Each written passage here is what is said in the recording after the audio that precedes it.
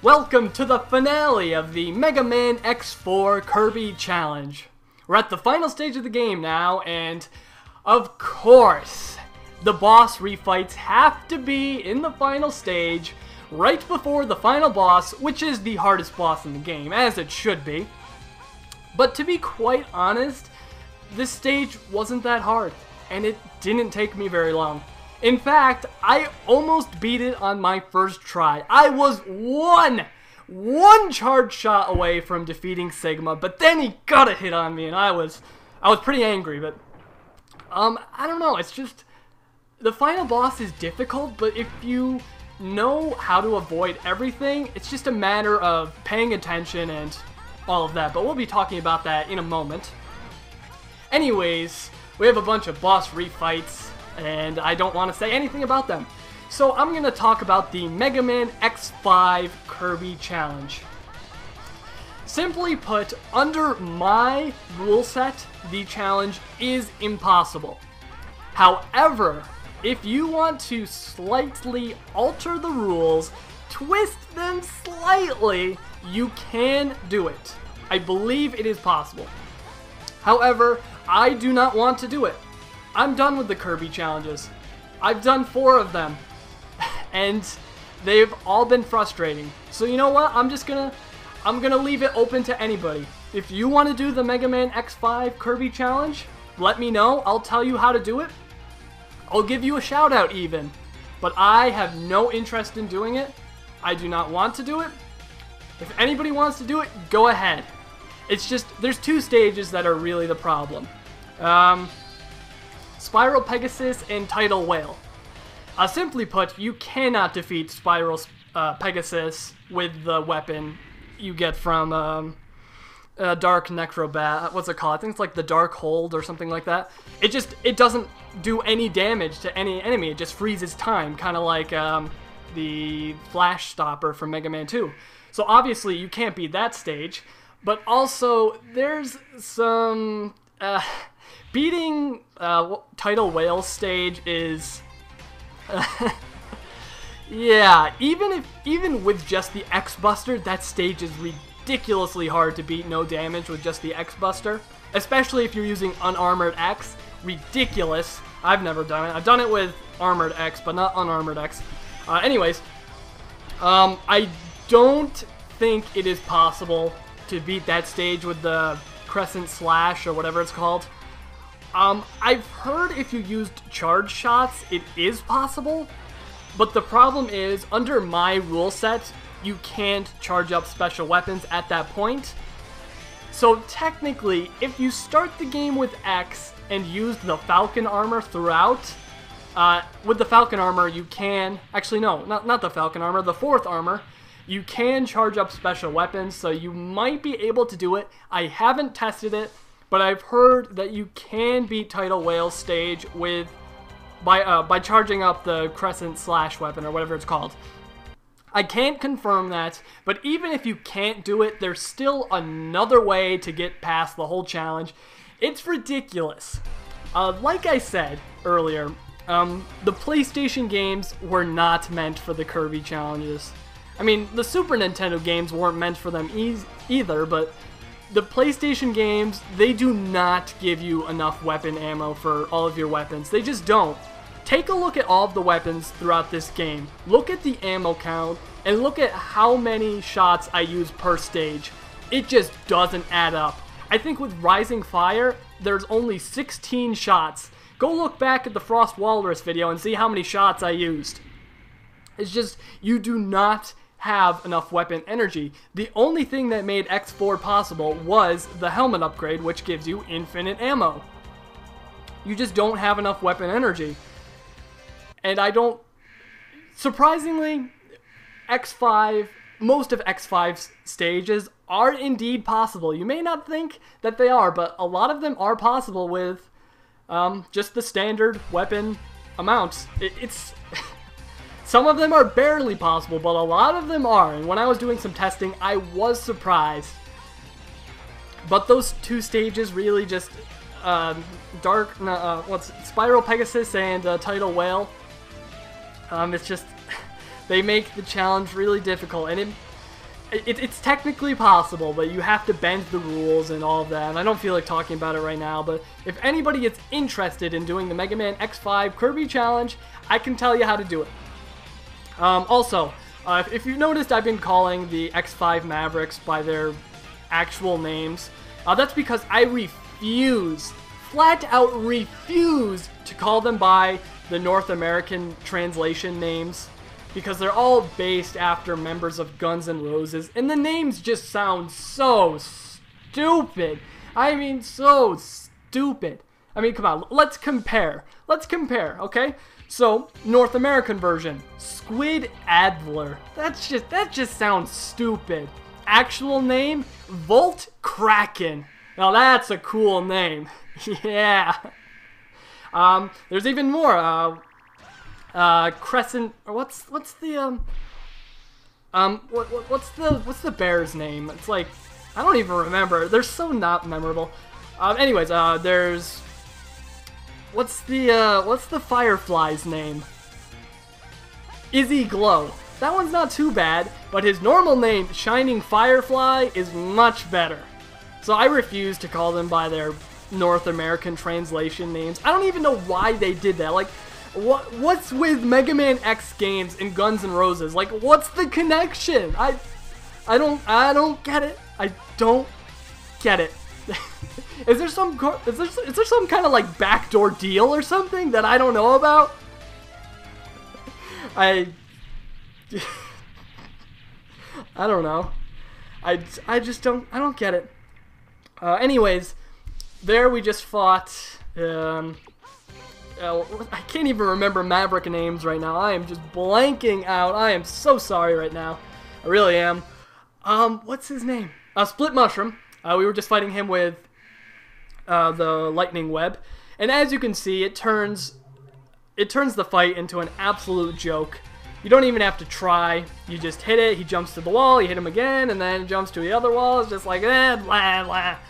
X4 treats the bosses like they're tissue paper when they're hit with their weakness. I don't know. I just don't like it. I wish the bosses weren't stunned by their weakness. I just wish they took extra damage. I think that's the way it should be. I don't know. That's just my personal opinion. But regardless, I usually just fight most of the bosses with the X-Buster anyway, so yeah. Also, I do want to return to X4 to do another challenge at some point. I want to do a Zero run where I do something. I don't know, maybe just a standard no damage run. But I want to come back and play a Zero because I love playing X4 as Zero. I think it's a lot of fun. And I think it's deserving of a challenge. I don't know exactly what I'm going to do yet, but I think I'm going to come back to this at some point and, you know, do something with it. Just because I love X4. X4 is my second favorite game in the series, right behind X1. And, yeah, it's great. Also, as far as other Kirby challenges go, I'm almost positive X6 is impossible. If you want to try it, go ahead. I don't even want to play X6, so yeah. If you want to try it, go ahead. I doubt it is possible. Like, I severely doubt it is possible. X7, I'm not going to bother because I hate that game. I hate X7. No, I'm not playing it ever for this channel. I mean, ever. Ever. And X8, it might be possible, but, you know, it's just, at that point it gets so confusing, you know, with, like, item collection, because certain characters need to be there to get certain items, and it's just, it's really complicated. I don't know if it will work with the Kirby Challenge and all of that, so it might be possible, but I can think of a few problem areas, so I don't know. If someone wants to test it out and tell me if it is possible, I might consider doing X8 if it is possible. Might. I'm kind of tired of the Kirby challenges and I want to move on to something else, but I really do like X8 and I would be willing to do a Kirby challenge for X8 if it's possible. Alright, anyways, we came into the stage with Rising Fire just because that's the weapon you need to come in with, so after you're done with the bosses, you come out with Rising Fire. I planned it all out, don't question me. You need to have Rising Fire going into the final boss because the first form of Sigma can only be damaged by Rising Fire. Nothing else will hurt it, and I mean absolutely nothing. As far as I know anyway, I'm almost positive only Rising Fire will hurt it. Him. So for the rest of the fight, we're just going to use the X-Buster, because you cannot defeat both forms of Sigma with Rising Fire. You just can't. You can't. It's just not going to happen. So I just use the X-Buster. I mean, I still have on the Rising Fire colors, so yeah. It still counts, right? Right? Alright, listen. I tried not to abuse the X-Buster with special weapons, you know, during this challenge. I had to use it once during Storm Owl stage, but that's about it. So I have to use it here. You have no choice. I had no choice to use it with Colonel as well, so if you don't like it, well, tough luck. Anyways, Grim Reaper Sigma here is not very difficult. He'll appear in the center of the room, and then after a while he'll go to the side of the room and do some, you know, slashing attack. It's really not that hard to dodge. Just stay on your toes and you should be just fine. For the second form of Sigma, we are going to abuse the terrible hitboxes of X4. After he throws his scythe at you, he'll go over to the side of the room and shoot some lasers out of his eyes. You can just jump over him and pretty much just collide with his sprite, but you don't take damage. The hitboxes are terrible in X4. Like, look at this. You can just abuse this and get so many free hits on him. Like I said, the hitboxes are awful. This form isn't too bad. At first, you might be kind of confused on how to beat him without taking damage, but it turns out that his AI is very strict. He will react based on where you are in the room and what you're doing. So you can pretty much learn how to manipulate him within like 5 minutes. It's really not that hard. No, the main attraction of the final stage and the hardest part is without a doubt the final form of Sigma. And this is one of the strangest final forms of Sigma in the series. It's split up into three different parts. One part, he becomes some sort of giant brain type thing on the ground, and he'll do two different attacks. One attack, he'll blow wind at you and try to knock you into some spikes, and the other one, he'll throw out a bunch of rocks. You have to hope that he does the wind attack. You have to hope, because the rock attack is so difficult to dodge. Luckily, with the plasma shot, it makes dodging it a whole lot easier, but it's still very difficult. Throughout the fight, you're going to see that I go to one specific spot when the brain thing starts to appear, and that's because that's the spot you need to be to dodge the rock attack. If you don't react quick enough, the wind attack will knock you back into the spikes, so you really have to be paying attention and see which attack he does. But if you stand in that spot and shoot your X-Buster at key times, you should be able to dodge the rock attack 9 out of 10 times. A lot of the times, a stray rock will come out of his mouth for some reason, and it will manage to hit you sometimes. You just gotta watch out for it. You gotta pay attention, and it's the attack that will ruin the most attempts for you. The second part of the Sigma fight is this giant humanoid type thing that he wields a giant gun, and this is where you really have a break. This form really doesn't have a chance of hitting you. He also has two different attacks. Sometimes he will just shoot out a bunch of different lasers at you, and it's really not that hard to dodge. And other times he will say the words "the end," and then he will shoot a giant laser on the floor. Just get up on the colored heads or the wall and you will dodge it. The problem with that attack is it doesn't give you enough time to hurt him. Like, you can only maybe get 1 or 2 charged shots on him before he disappears. But that's really not a big deal because you will most likely kill that thing before you kill the brain. The brain takes forever to defeat, especially if it does the rock attack over and over again. The third and final part of the fight is the colored heads. Now, in between the two forms of Sigma, these colored heads will appear, and they will do 3 different attacks. The red one will shoot fireballs at you, which isn't too hard to dodge. Just figure out how to do that, you should be fine. The yellow one shoots electric balls. This attack is really tricky to dodge, but there's a few different ways you can dodge it consistently.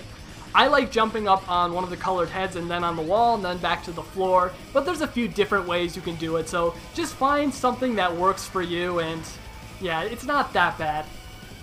The blue one does an ice attack, which is really, really easy to dodge. Just stand on the left side of the room and shoot a few plasma shots at it, and you will most likely destroy it. It's the weakest out of all 3 of the colored heads. Destroying the colored heads really doesn't do anything for you. There's no life bar for them, and they will always respawn during the next round, so there's really no advantage to killing them, but it does end their attacks earlier, so if you want to do that, go ahead. For the most part, you won't be able to kill the yellow one before it finishes its attack. Chances are you won't defeat the red one, but you can do it. The blue one you should kill every single time because it's a joke. Yeah, so kill the heads if you want, it's not a big deal. And they really shouldn't ruin that many attempts. Maybe the yellow one will, but the other ones, not so much. Just take note of that spot I was standing in, because that's the spot you need to stand. Once he starts the rock attack, wait until you hit the colored head, shoot out a X-Buster forward, then turn around and start shooting plasma shots at him. That will stop most of the rocks from coming out of his mouth, but sometimes, like I said, a stray rock will come out and it will hit you. It did manage to hit me quite a few times, and it's easily the most frustrating part of the stage, or the boss, excuse me. You know, sometimes you just get unlucky, a rock manages to get through all of your plasma shots, and you take a hit, and there's really nothing you can do. And that's kind of frustrating for this stage because it takes nearly 15 minutes to get through it. It's just, overall, it's not that hard. It's definitely easier than X3's Final Sigma. I'd say even easier than X2's Final Sigma. Definitely not easier than X1's Final Sigma. Absolutely not. And at the end there, I was celebrating just because I knew I had completed the Mega Man X4 Kirby Challenge. And as you saw, the charged up Rising Fire resembles the Shoryuken from Street Fighter or Mega Man X2, whatever one you want to do. And yeah, at the end, General comes and I guess he sacrifices himself, or I don't even pay attention to the story. But regardless, that is the end of the Mega Man X4 Kirby Challenge. I hope you enjoyed. I hope you enjoyed listening to me sing and rage and just overall talk about X4, a game I love. It's just so much fun. And yeah, I think this is the end of the Kirby challenges. I don't know, I just kind of want to get away from them. You know, they're frustrating, especially when you do it under my rule set with no damage and all of that. At times it can become stressful, and you know what, I'll probably come back to the challenges at some point. Maybe I'll go to the Classic series and try out one of those. Maybe I kind of want to try out Mega Man 4. I hear that one is possible, so maybe I'll try that out. Who knows? But yeah, it's been fun. These Kirby challenges have really been a big part of my channel. They are without a doubt my most popular challenges. Yeah, and I've really enjoyed doing them. And I hope you enjoyed watching them. And I encourage you to try out these challenges for yourself. You know, don't use all of the same rules I use. Maybe eliminate the no damage rule and just go through using only the weapons. You'll be surprised at how fun it is to actually go through the game using only the weapons and not using the X-Buster all the time, which is generally what most people do during a typical Mega Man game. You know, it's fun. I suggest you try it out. You may end up liking it. And yeah, I have no plans on doing Mega Man X5 or X6 or X7, maybe X8. I don't even know if it's possible. I'll test it out at some point. Who knows? But regardless, thanks for watching. Do I have anything else to say? No, I really don't. Just, thanks for sticking with me. If you watched all of the parts, I commend you. You're a cool guy or girl. If you're neither guy or girl, what do I call you? Do I call you it? Or I'm not gonna even go to that. I'm not gonna go to that territory. Thanks for watching. Until next time, this is UAA signing out. I'll see you guys later.